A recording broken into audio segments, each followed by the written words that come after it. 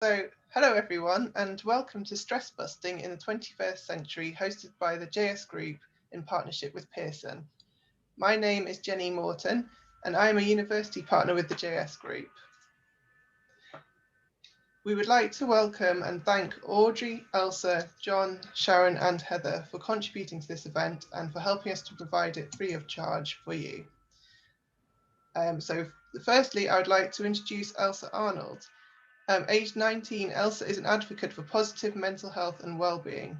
She is a member of several different charity youth boards which work in this field.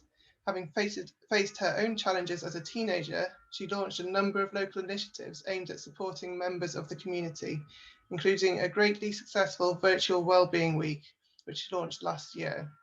This year, her virtual wellness festival will run throughout April and May, providing a series of online events hosted by different professionals. So I will just quickly stop sharing my screen and over to you, Elsa. Thank you. Hi.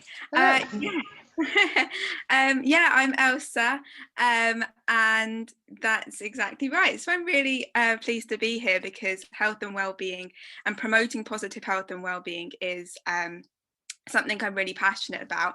And just as Jenny said, last year I organised a wellbeing week, which is now coming back in the form of a wellness festival, which is so exciting. And it's over 6 weeks, and it's got we've got loads of different events and workshops and different things happening which promote positive health and well-being and really the value of self-care in lots of different ways. So we've got things that range from like yoga classes and dance classes and singing workshops to really practical talks and workshops. Audrey's doing one for the festival as well on motivation.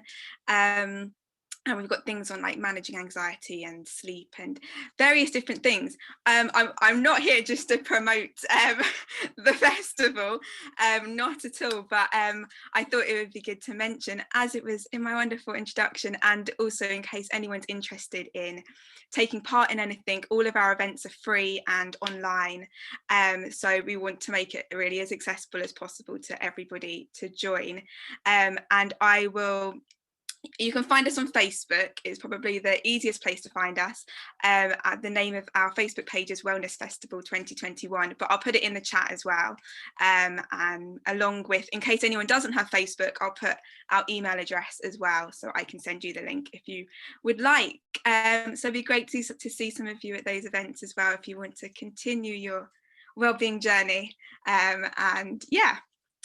But onto this fabulous event, I'm going to introduce our first guest speaker for the afternoon, who is John Goldwyn. And John is the Senior Vice President and Director of Master Planning and Landscape at the WATG London. He is also the writer of the foreword in the Leader's Guide to Resilience. The WATG are the designers of Dubai's Atlantis, the Venetian in Las Vegas, and London's Claridge's, and their focus is not just on designing the outer beauty admired by the world, but ensuring that it is a reflection of the inner strength of the communities engaging with it. While John literally builds resilience from the ground up, he will explain how, even without that foundation, we can still retrofit inner strength and acceptance of our story to enhance the beauty of our outer lives. So I will hand over to John. Thank you, Elsa. Thank you very much. Just listening to you, you exude great positivity. So thank you very much. I feel better already. So I understand that there are quite a lot of students listening today, and I guess I'd probably like to start by going back to when I was a student, when dinosaurs were still walking the earth, and it was a different time. I graduated in 1996, and like now, the world was really in a terrible state, but it was an economic problem rather than a kind of health pandemic that was devastating communities and business. And I really think it's important to say what I did then that you might want to do now as a sort of first step out into getting employment and you know, those kind of things. And I guess my advice that I would give for what I did back then was really, I was just myself, and I was extremely enthusiastic. I am probably the world's most enthusiastic person, except for Audrey, who beats me on that front. But I think that enthusiasm and authentic passion are absolutely essential for succeeding at a time like now. And it's not just for people starting out, it's for me on a daily basis with my clients as well. Enthusiasm and your passion to be yourself. And I would also say, don't tout yourself for free. That's not the right thing to do. Free work is socially divisive. It stops social mobility for poorer people. It's not okay that only the rich kids get the free internships and stuff because they can afford it. Everyone deserves to be paid for what they do. So don't sell yourself for free. Maybe it's cheap. I remember my first job was in a small architectural studio in Bangkok, and part of my job responsibilities were sweeping up the cockroaches at the end of the day from the office, which probably was, you know, not the best thing to be doing, but I got paid for it modestly. And as I said, so no to free work because it's, as I said, socially divisive, but be enthusiastic and authentic and you will be just fine. Be yourself. So I'm not a mental health expert. I trained back with the dinosaurs as a landscape architect and postgraduate urban designer. So why am I talking about busting stress and mental health and these kind of things? And more importantly, why did my friend Audrey ask me to write the introduction to her fabulous book, which is fabulous? And I think the answer to that is all about placemaking and the sort of physical side of mental health. I, like Audrey, want to try and help people to make things make things better for themselves and make things better for each other, to make our lives better, to enrich our lives.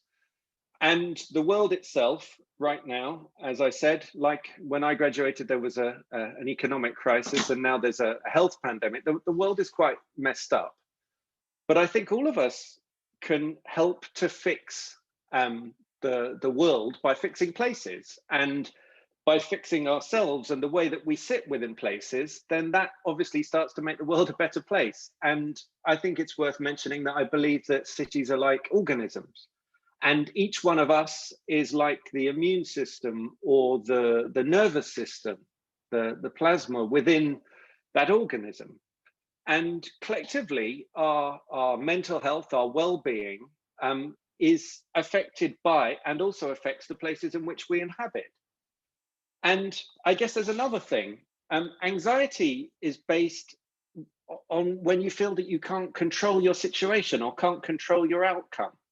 So what does all of this mean, I guess, to me? It means I like to think that I can help people control their space, control the space that they're within and how they feel within it. And so I take what Audrey teaches me about the individual, the self, and try and sort of apply it to the more local or regional level. I guess at this stage, I might be able to share my screen. If someone, can you give me a thumbs up, Audrey, if you can see that? Okay, cool. So here's an example, a tangible example. This is Fleet Street in London, currently one of the most trafficy and polluted streets of London. And my team's vision for this is to create a place that puts people right back at the center of their existence. We haven't sought planning permission for this or anything like that. This isn't being built as I speak. I wish it were, but it was really just what the team put together to try and understand how we could put the self, ourselves right back at the middle of the places that we inhabit. And this, as I said, is my vision for London, but I think this really can work for ourselves on a more local, even more local level than this. For example, I have my own special happy place, and for me it's my garden, and sitting in my garden gives me a place to just relax and think about nothing, essentially think about as little as possible. And I've said it before and I'll say it again, it's very important to remember that doing nothing is actually doing something. And I think if we as individuals find this incredible happy place close to somewhere, I mean, you don't have to own it. It could be in a park, on a bench, it can be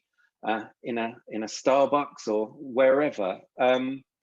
And I think it's important to remember that this can be at the center of our own mental health and our own mental well-being. And I guess my point is if you took a number of these spaces and congregated them together in a city in the way that I've illustrated in this image, I think that starts to talk about the way that our own personal space can really improve the mental health of ourselves and hence our communities, hence each other, working all the way up to hopefully making the world a slightly better place. And I guess the other thing I'd like to do is just, I know that she'll get a more formal introduction later. I'd like to talk about Audrey because I think it's important. That's why I'm here. She's here because she asked me to write the introduction to her book that hopefully now makes a small bit of sense of why she asked to do that. I think other than myself, Audrey is the most enthusiastic person I've ever met in my life. And I think her positivity and her energy inspires me so much. When she says to me, you've inspired me to do something, that level of inspiration that she seems to pull from a situation is not you've inspired me to go and shop more locally, or you've inspired me to read a book or something like that. It's generally you've inspired me to write a book or to create a new website or to do all of these incredible things, and she does them all simultaneously, which I find absolutely astonishing. She's absolutely engaged with everything that she does. But I think it goes back to what I was saying about, when you start out, it's that energy and that enthusiasm that really can give you the driving force to navigate through difficult waters. And we are in stormy and difficult waters at the moment. I do, I do appreciate that and understand it. And Audrey also has inspired me to pull myself out of my own professional silo in which I was sitting before, and to try and understand a little bit more of her world. I know that, in fact, Audrey told me it's Stress Awareness Month. Well, it's also World Landscape Architecture Month. And I trained as a landscape architect, thank goodness, all those years ago. And I think it's very important that we apply the resilience that I try and drive through my projects to the self as well, to create a resilient and a robust self. There's a real parallel between our physical surroundings and the self and the mental health, which Audrey and the other panelists advocate and will teach you people how to improve and strengthen as well. So with that, I think I will hand back again and say thank you very much. I'm delighted to be here. I hope what I said made some sense. You never quite know in these situations. Thank you very much.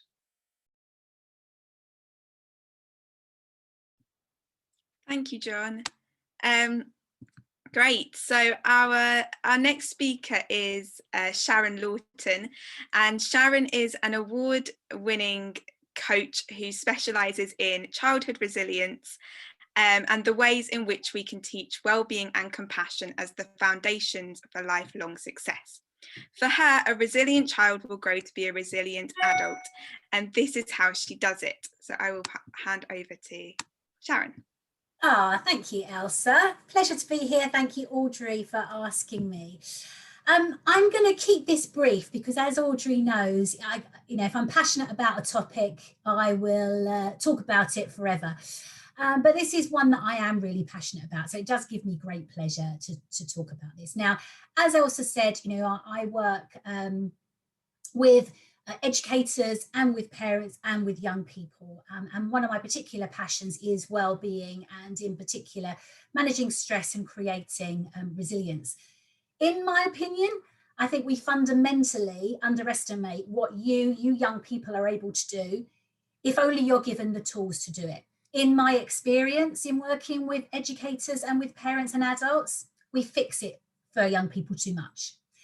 which is why I love coaching so much, because coaching is a solution-focused way of working with somebody. It's not about telling them what they should be doing. It's about giving people tools and empowering them to take ownership of them for themselves. Now, what I wanted to share with you today, so I just want to share my screen briefly with you.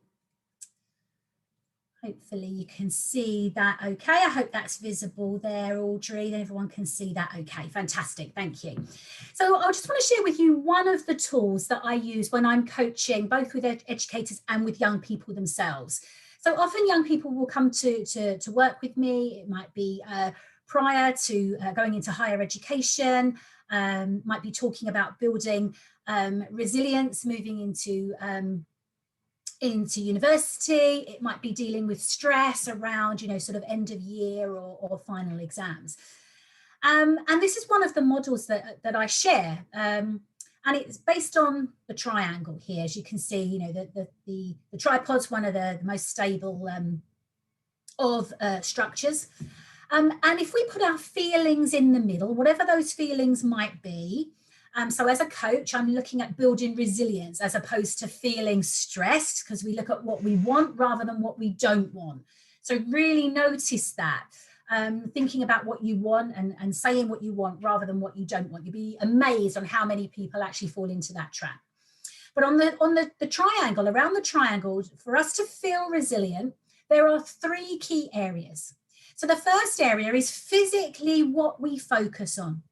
So, what is your environment like? Look around you maybe now. I'm not quite sure where you're listening this from, but have a look around your environment now. Is it an environment that inspires you?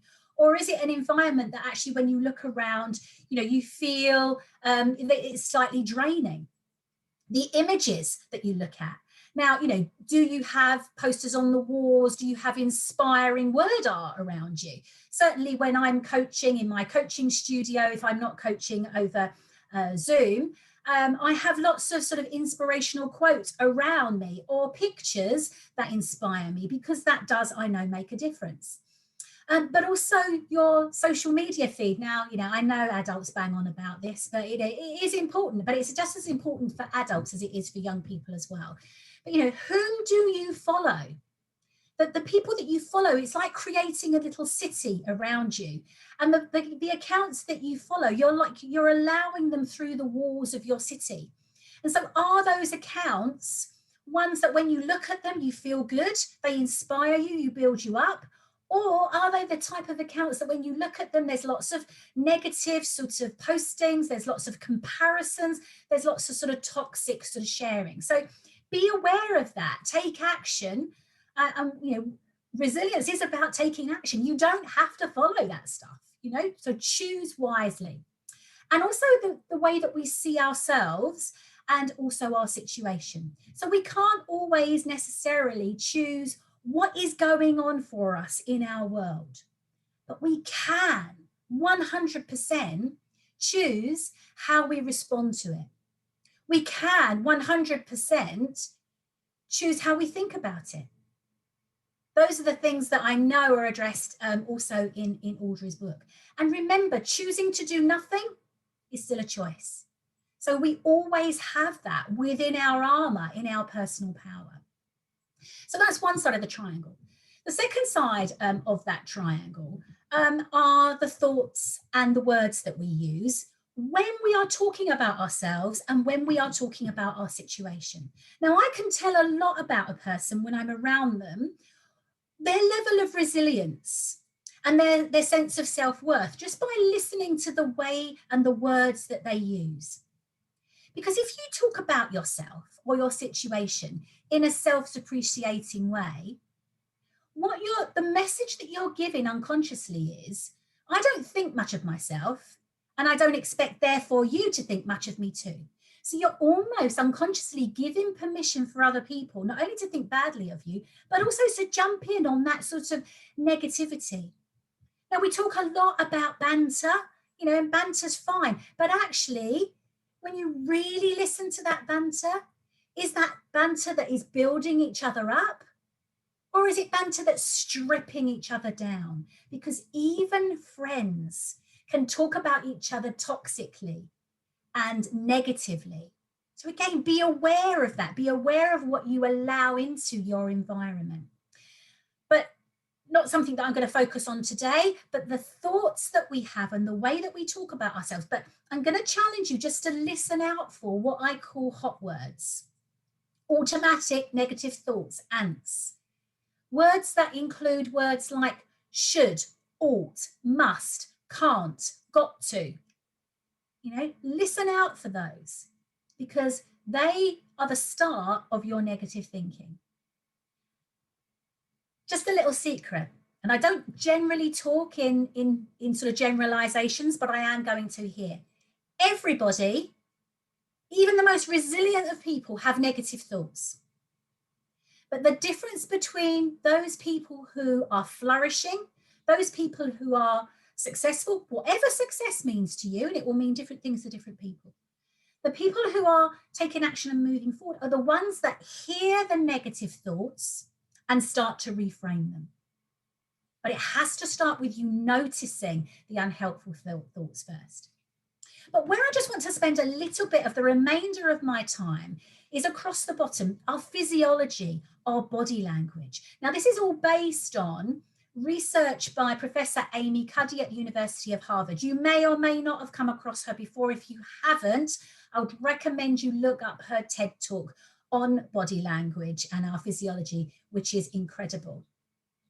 Now, what Amy Cuddy talks about is, who do we listen to? Because it does make a huge difference. And what she, in her research, what she found was those people who were maybe feeling less resilient, maybe listening to those negative voices, changed their body language. They used what was called low power poses. They made themselves look smaller, insignificant. Maybe, the one that was sort of like trying not to be noticed in a crowd.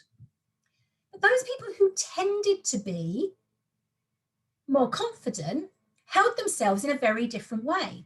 Now, people have been coached on this forever. And you see celebrities, politicians, pop stars even, use coaching around power posing with Amy Cuddy.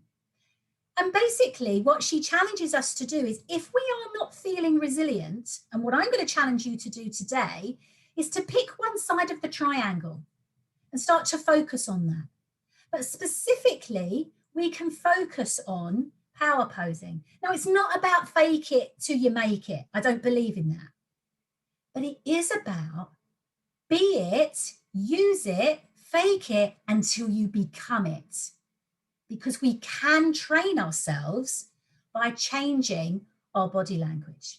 So I'm going to leave you with Amy Cuddy's 2-minute confidence and resilience activator. So for 2 minutes every day, she suggests that we stand in what she calls a power pose. Now think Superman, think Wonder Woman, but basically we are making ourselves by opening our chest out, looking up, because if you're feeling confident, you look up. If you're not feeling confident, we tend to look down. It's all about that, making ourselves look insignificant. Hands on our hips, or maybe hands in our pockets for 2 minutes. And what her research found was that those people who regularly did the 2 minutes confidence activator, before they went into a stressful situation, performed better and felt more confident and resilient in that particular session. Now, I have had the privilege of speaking to small groups, large groups, adults, young people. I have to say, when I'm standing in the front of a room of, sort of 50 plus young people, I usually feel more nervous than I do when I'm speaking to adults. Don't know why that is, just is. But I use the confidence activator, and it does make a huge difference, because you look confident and your brain's saying to you, hold on a minute, they're standing in a powerful pose. Maybe then they are confident. So give that a try. That's all I'm going to sort of share with you. Just a small tip there. 2 minutes confidence activator every day, and certainly before a stressful event. And on that note, thank you, Elsa. I'm going to hand back to you. Great, thank you.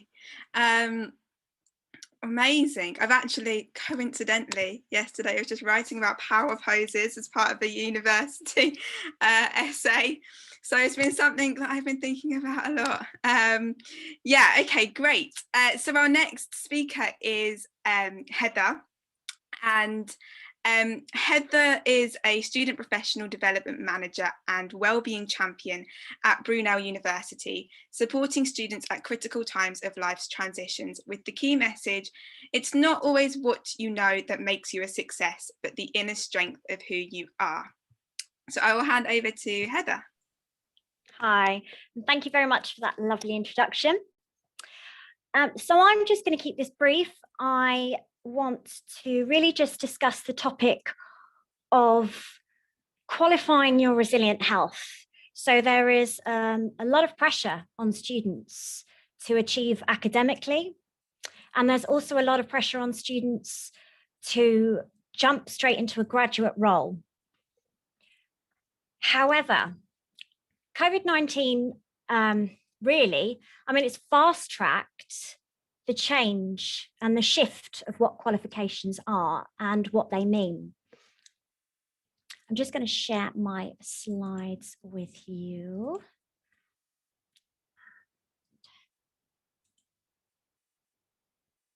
There we go, hopefully. Okay, right. So yeah, so just as I was saying, recruiters are now not just looking for qualifications. They are looking for the whole package, the whole person and the character and those resilient traits that can support those businesses and support the work continuously. So as we can see here, in 2019, CBI with Pearson published a report on what they believed, or well, they tried to get a definition of work ready. While they couldn't come up with a definition, they did see three consistent themes. So we know that to be successful, you need knowledge. We know that to be successful, you need skills.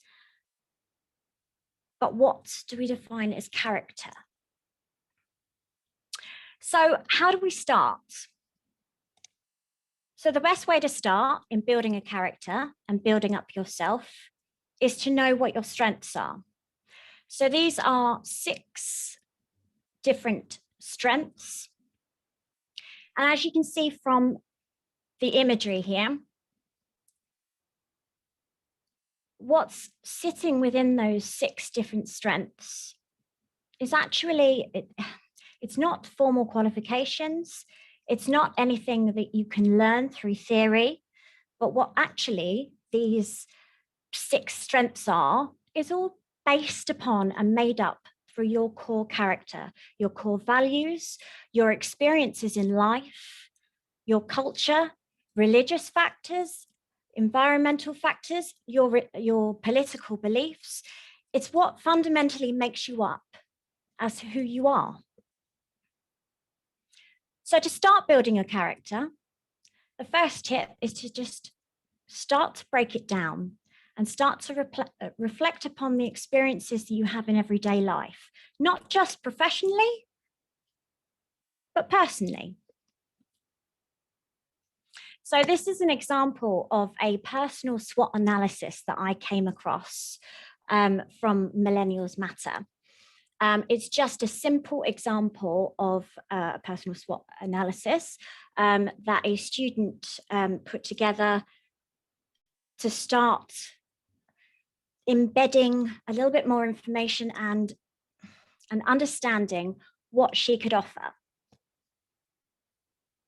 So this is a very, very simple and easy tool to get you started. So think about what your strengths are. Be honest with what your weaknesses are. Know what your opportunities are. And then recognize what those threats are. and keep asking yourself these questions.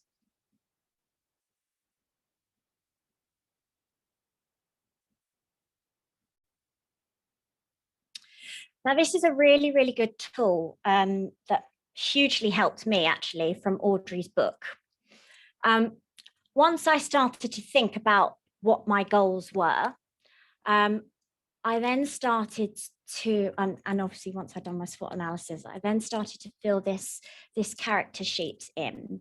And this is also what a tool that Audrey has introduced on her resilience sessions that she runs at Brunel University for the students within arts, business, and social sciences. It's a really, really simple tool to start to break it down.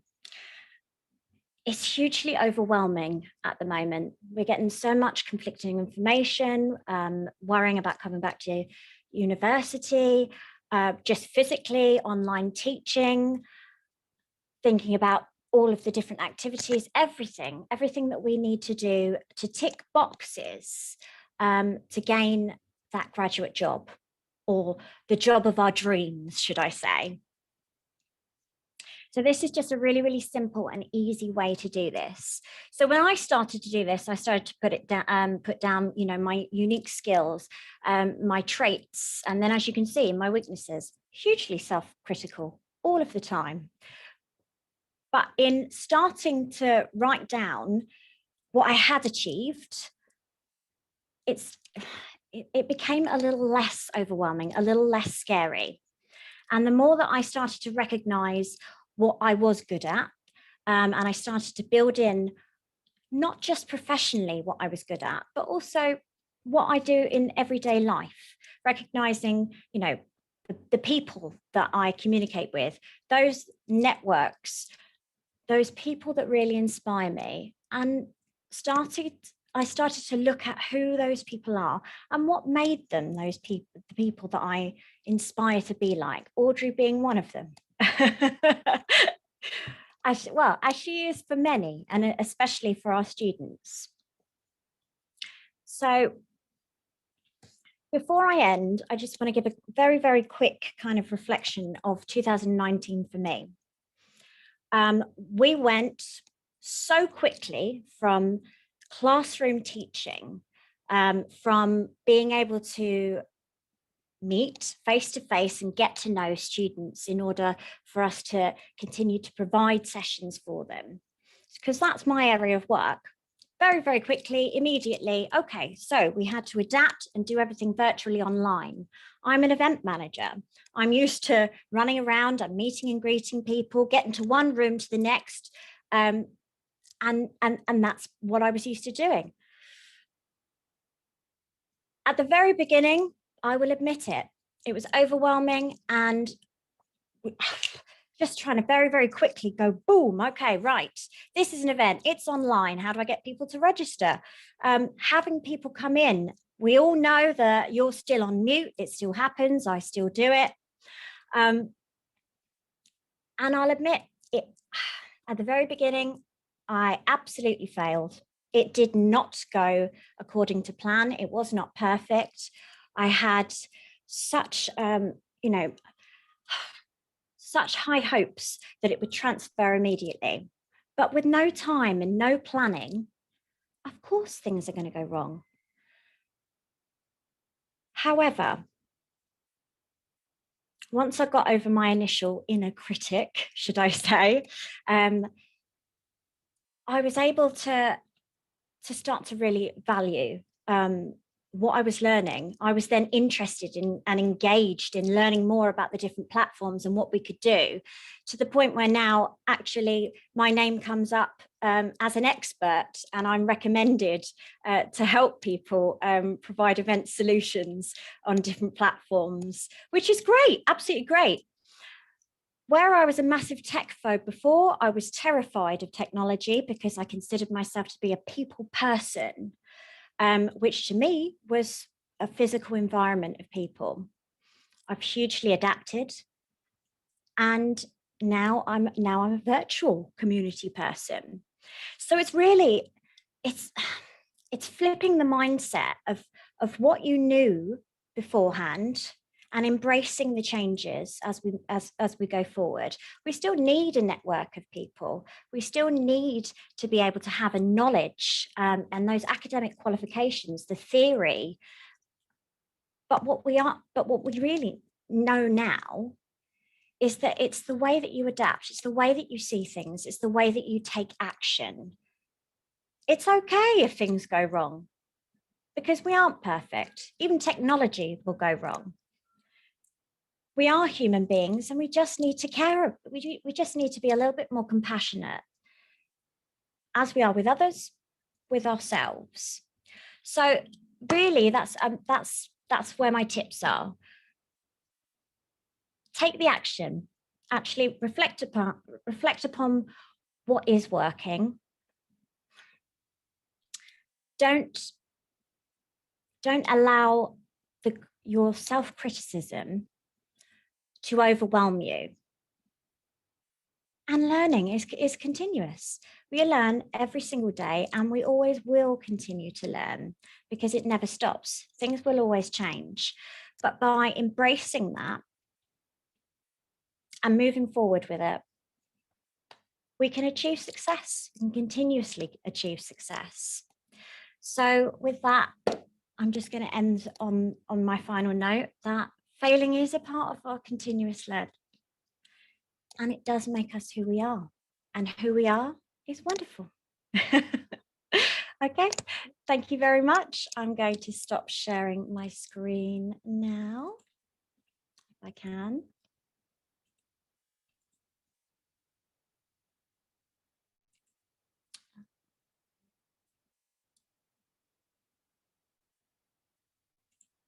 There we go.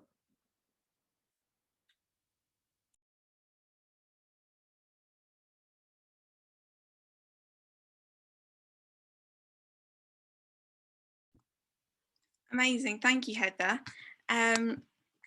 Great. I know this absolutely isn't my role here today, but just as a university student who's found a first year very challenging and overwhelming, and all of the emotions that you can think of, which I'm sure so many people here have felt.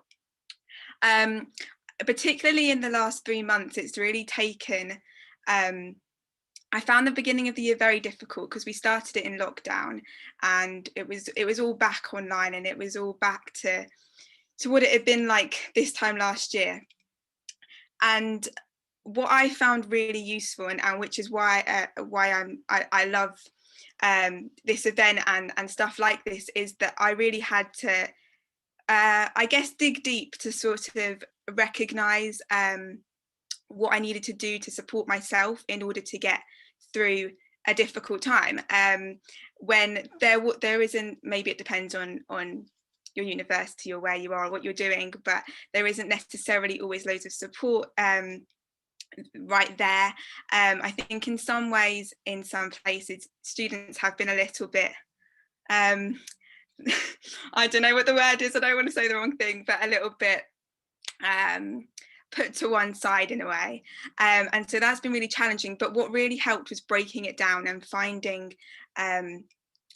those practical things that helped me, and knowing that what helps me isn't going to be the same thing that helps loads of other people, but I'm really glad that I stopped and decided to, I made the decision to step back and find what works for me. And I just wanted to say that it's really okay to do that. Sometimes we're really pressured by deadlines and by life just moving at 100 miles per hour. But it's also okay to just stop, break it down, and then move on. And sometimes that's better. So yeah, sorry, I know that's not why I'm here, but I thought I just, as a young person with a voice on the panel, I thought I'd just add that in. But anyway, I'll introduce Audrey now, which is what I'm meant to be doing. We all know that we attend events like these and we get fired up, and then the event ends and all of the motivation goes. But the Leader's Guide to Resilience doesn't leave you hanging. And the sorry. Doesn't leave you hanging. The lessons are there, the toolkit is there, and underpinning it all, working as your own personal cheerleader to get you from I can be a success to actually doing it, is Dr. Audrey Tang, chartered psychologist and media expert on practical wellbeing and international speaker. Where her previous book, The Leader's Guide to Mindfulness, calmed you, with resilience, she is here to arm you so you will not only survive crisis, rebuild when exhausted, but thrive beyond normal. So I'll pass over to Audrey. Thank you, Elsa.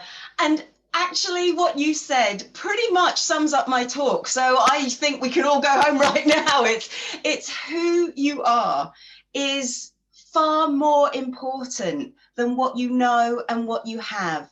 And those are the key elements that everything that I say, all the tools every speaker has given you, that is what underpins every single thing there.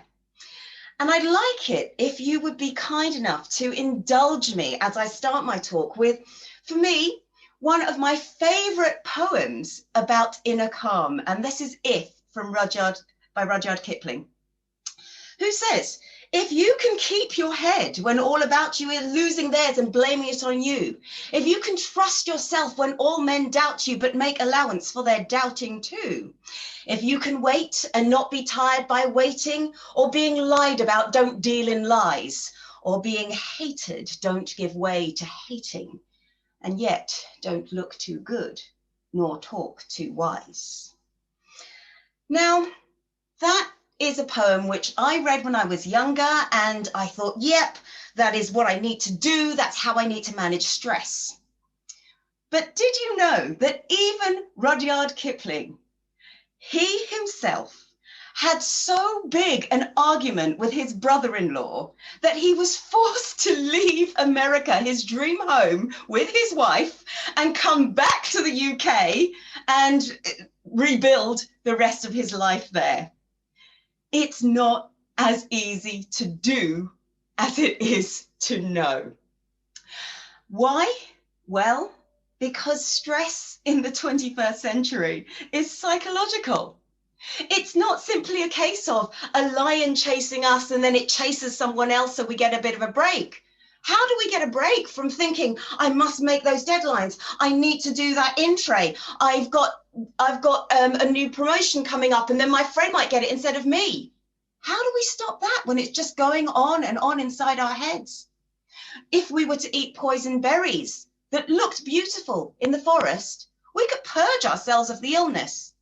But how do we purge ourselves of toxic relationships, of the toxic people who drain our energy that maybe at some point we let in? Psychological stress needs psychological tools in order to beat it. And so I'm going to give you a series of very quick tools that you can use yourself. You can do these exercises with me. They're all tools like this within the Leader's Guide to Resilience. But give these a go. 2 of them will clear your mind. 2 of them will help you re-energize, and 2 of them will help you focus. And again, all of that is part of making us up to be who we are, which, as I've said, is often far more important than anything else, especially right now. So, tool number 1, know your goal. Know what it is, have that goal. And this is a tool that I learned, you saw her, from the wonderful Sharon Lawton. So draw yourself a circle and split it into 8 different segments. And with that, write your goal down. Now, sometimes I have clients whose goals might be mental health, and they might fill it in with things like, this makes up my mental health: exercise, family, relationships, travel, career. But I'm going to actually break it down to let you use this tool for a dissertation, just because it can be adapted. So imagine your goal is to complete your first year project, third year project, an essay, let's just say. This can be broken down into different segments. You might have to do the reading first. You might have to do the note-taking. You might have to do the introduction. You might have to do the analysis.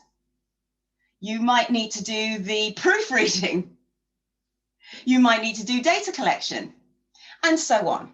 So you put down all the things that you need to do in order to achieve that goal into those segments. And then you need to mark off on a scale of 0 to 10 where you are on each of those. Now, I quite like this for a project because often I love reading. I can get up to 10 on that. That's great. Note taking, love that too. Data analysis, actually going through it, hate it, hate it. So I often languish around 2 or 3 for those. Proofreading, hate that even more. That's usually about a 1. I try and just get rid of it and hand it in straight away. Introduction, I don't mind writing. That's about 5 or 6. The reason why you actually give yourself a visual representation of where you are on each of those segments is so you know, A, which bits you like, and B, which bits you actually need to focus on. It is too easy to keep focusing on the things that are already a 9 or a 10. Why? Because we enjoy them. We don't need the motivation to do them. But if you can actually see, you know what, to get the whole thing done, I really need to do those bits, it at least gives you that little nudge. That's where I need to focus. And then when you actually focus, all you need to think about every single day is not how do I get this 2 to become a 10, but actually how do I get that 2 to become a 3? That's all you ever need to do, is to be just a little bit better today than you were yesterday. So that's my first tool for breaking down a goal into manageable chunks and being able to have a visual representation of where you are. But of course, even then, you actually need to find the time to do all of those things. So try this as a way of working out your priorities. Draw yourself across and you'll have 4 quadrants.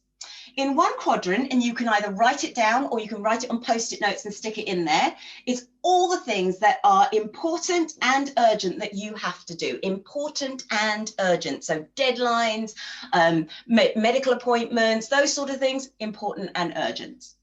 In the next quadrant, write down the things that are urgent but not important that you have to do them.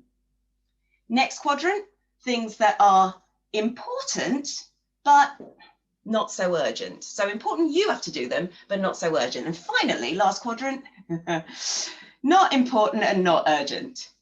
And this is the little phrase that I always use. And I love this tool. I use this one myself a lot. Important and urgent. Do them. Do it. That's your priorities. So do it. If it's important that you do it, but not urgent, then maybe you can delay it. So that might be, for example, you have a deadline coming up and then you haven't seen your friends for ages and they want to go out. Maybe you can say to them, well, I can't do it now, but I can do it on Saturday, or I can do it next week. That way you still get to see them. You are able to delay it to when you've got time to do it. And also, because you've delayed it and managed to get all the important and urgent things done, when you do go out with them, you actually enjoy it as well. So do it if it's important and urgent. If it's important but not urgent, delay it. But what if it's urgent? It has to be done, but it's not so important that you do it. Well, delegate. And this one is particularly important and useful for parents, because it's things like, oh, someone has to fold the washing, someone has to fill the dishwasher, someone has to cook dinner. Absolutely, someone has to. Does it have to be you? And that's the question you can ask yourself for anything. Am I just holding on to this because I really need to do it? Or am I just holding on to it because I'm afraid to let go?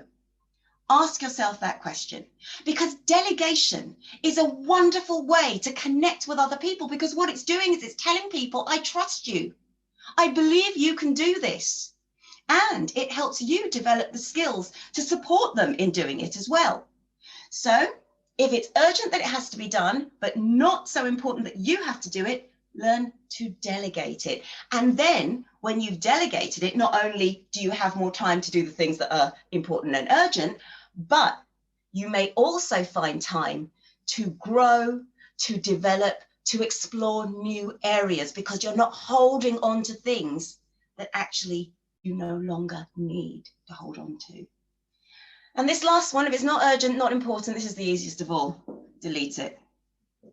And what comes under there for me is scrolling mindlessly through social media, getting myself very upset that other people are doing more than me and those sorts of things. So simply, important and urgent, get it done. Important but not urgent, delay it.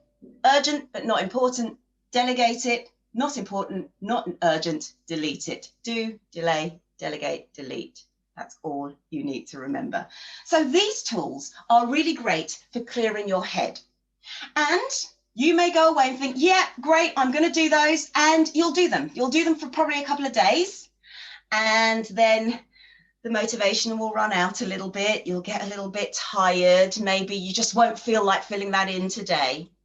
Well, these two next tools, these are about re-energizing ourselves in order to feel motivated and feel capable of doing the harder stuff. Because the whole thing is, change is hard. It is difficult to do the things that we're not used to doing, but we know they are good for us. But nothing is as hard as feeling stuck somewhere you don't want to be. So these next two tools will help you through those times because they will re-energize you.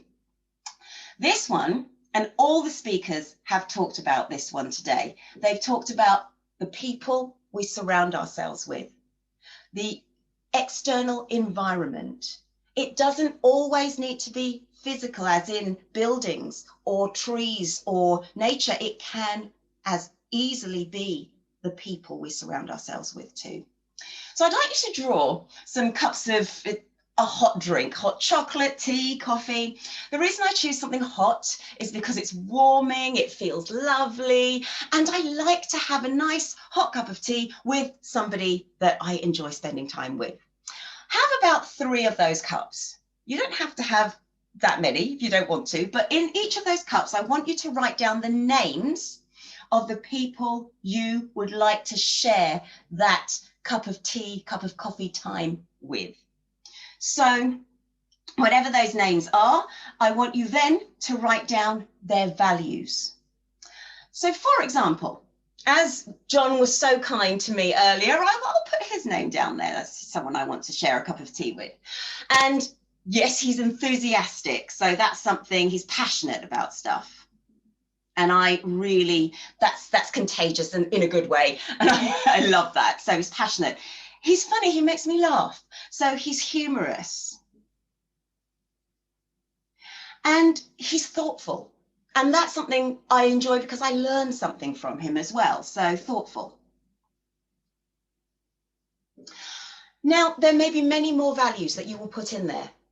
But here's the cunning thing that I want you to do with them. It's not simply about appreciating those things in other people, but actually working to live those values yourself. Because if you've identified them in the people you want to spend time with, unless you are demonstrating those values yourself, how can we really expect people with those values to really want to spend time with us? So think about, if I want to attract that type of person, I need to be that type of person as well. And do that for all of the names that you put down there. And every single day, work to live at least one of those values you've recognized. But there is an extra little bonus tip that comes with this. When you have recognized the people that you love spending time with, tell them. Don't expect them to know, because so many of us are so consumed with what's going on in our own lives that actually it's often such a boost to be told, you know what, you really made me smile yesterday, or you know what, I really enjoyed that. Don't expect them to know. Tell them, be that person. And the funny thing is, I do this in lectures and I tell people, text them right now, but I also have to tell them, you might need to say the trainer has told you to text them, because you're going to get a text back saying, are you drunk? And I think that's a real shame, because why do we have to be drunk before we're nice to people? Why can't this be something that we just build into our everyday lives? Why can't this be something we just build into our everyday environments? And that's something I work hard to do as well. So let them know. And the last little cheeky thing with this exercise is if you do this often enough. So every night, think about maybe 3 people you'd like to share that cup of tea with, and do it every night for a week. You will notice the same names keep popping up, and some names don't. Spend more time with the names that crop up, and you'll be able to squeeze out the names that don't. Because the names that don't come up are often the ones that exhaust us, are often the people that make us feel drained. They're not the people we're necessarily grateful for. But if we work to be the values that we love in people, and we work to spend more time with the people who energize us, we either have more energy if we do have to see the ones that are slightly more draining, or alternatively, we may quite happily be able to say, I'm really sorry, I don't have time. So that's an extra little special tip there for the toxic or maybe more draining people who might be in our lives as well. But that's not just about other people. We need to know what energizes us as well. A lot of people talk about self-care. And when we talk about self-care, we automatically think, oh, spa or massage or going to the pub with friends. But actually, self-care means very individual things for different people. So I'd like you to think about what self-care means to you, and whether it means being energized, which is the yang of self-care, or being relaxed, which is more the yin. So that's relaxed and that's energized. The reason I say this is because when it comes to having done a project, a lot of people say to me, oh, you can relax now. And I know it's kind and I know it's lovely, but it kind of winds me up, because if anyone knows me, they know that I like to be re-energized, not sit down and kind of listen to calming music and fall asleep. So know what works for you. Now, some things that go under my relaxation, because it does help sometimes when I need it, will be going out for a walk, or it might be doing some breathing exercises. And one of my favorites is just simply breathing in and repeating the affirmation to myself. Even if I can't control anything else, I can control my breathing. That's one of my favorite affirmations. So that really helps me relax, because that's so much nicer than someone saying calm down. But let's look at the energizers. Things like studying a new course, reading a book, hanging out with people who really energize me. Those are wonderful things. Listening to music, for me, they work. So what I want you to do is I want you to identify when you're enjoying something. That's the first thing. Then work out, is this relaxing me or is it energizing me? And then decide when you're feeling either very overwhelmed or very down, which is going to be the most effective right now. Because if you are feeling overwhelmed and anxious, then actually something that comes under the relaxing side will probably help. Whereas something that is energizing might actually be overstimulating. It may be too much information. And when we're feeling down, then again, we might need an energizer rather than a relaxer. Because if we're already feeling down, the last thing we want to do is keep ourselves down there for longer. So we might need to do something a little bit more energizing to get us fired up again and to focus on where it is we want to go. So think about what you enjoy, whether it's an energizer or a relaxer, and then always ask yourself, what do I need right now? And the last 2 tools are there to help us focus. Now, I was reading the word cloud at the beginning, where you were asked what things are stressing you out right now, what things are you worrying about? And this is an exercise you can actually do with those things that you're worried about. This is known as the circle of control or circle of influence. And you think about all of the things that are really bugging you right now. And anything that you cannot control.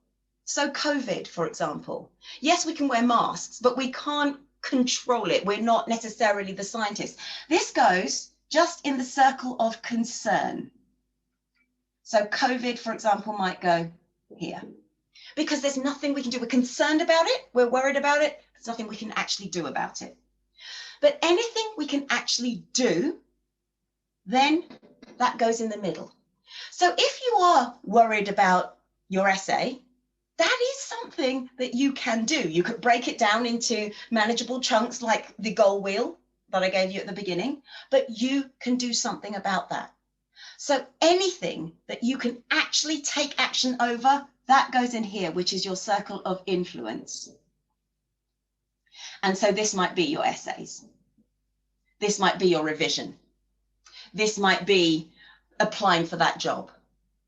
Anything that you can influence goes in there.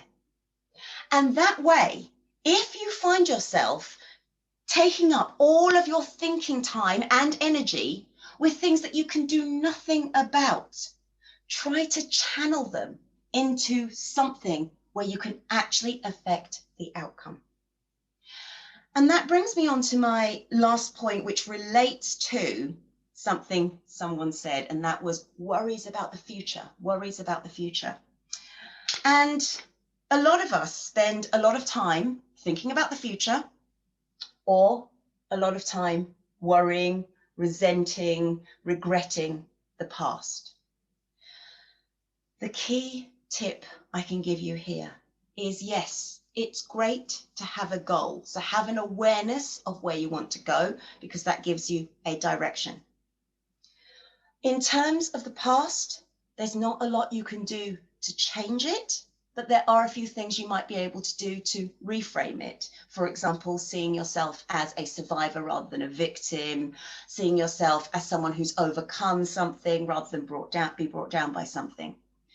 But the present, right now, this is the only time we can 100% guarantee that we have got in order to make the most effect on our future.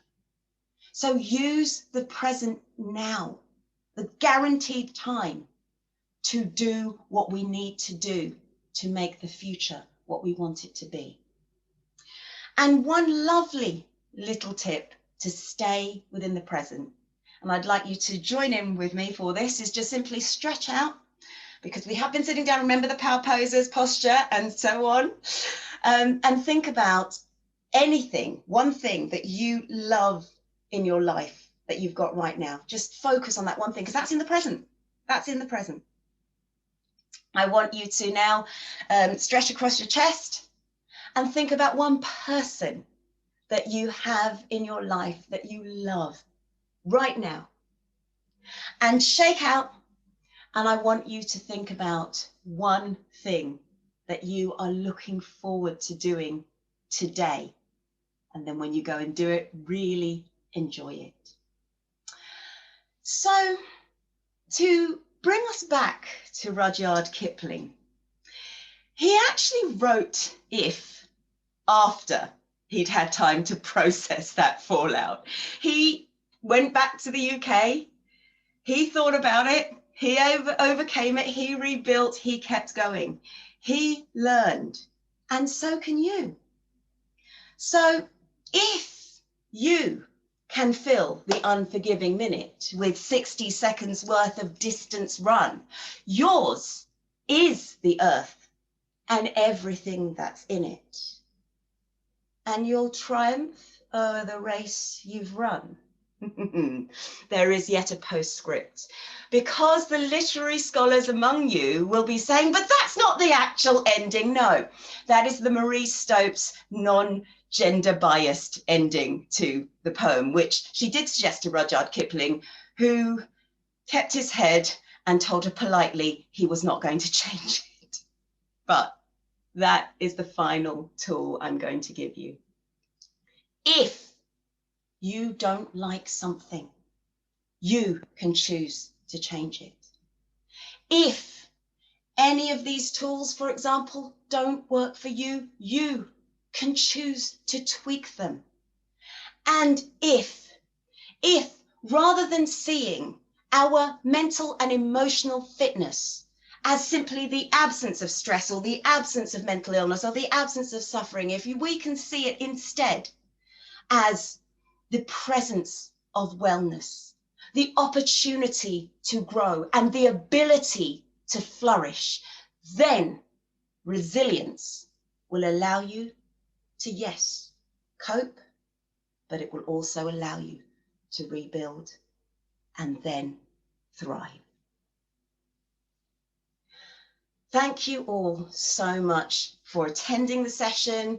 I do hope you found the tools useful. And as I said, even if you don't, tweak them, change them, make them yours. I'll throw it back over to Jenny of John Smith's to close the event. Thank you all, and thank you so much to our wonderful, wonderful panel.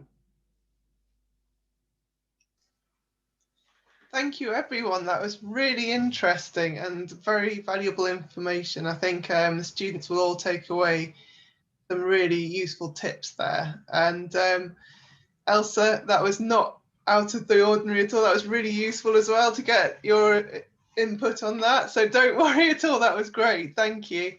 And I think that's it. So anyone that would like to have, I've popped my email address in the chat a couple of times, but if you would like the certificate or if you would like the workbook that Audrey has put together, I will be able to send that out to you very quickly.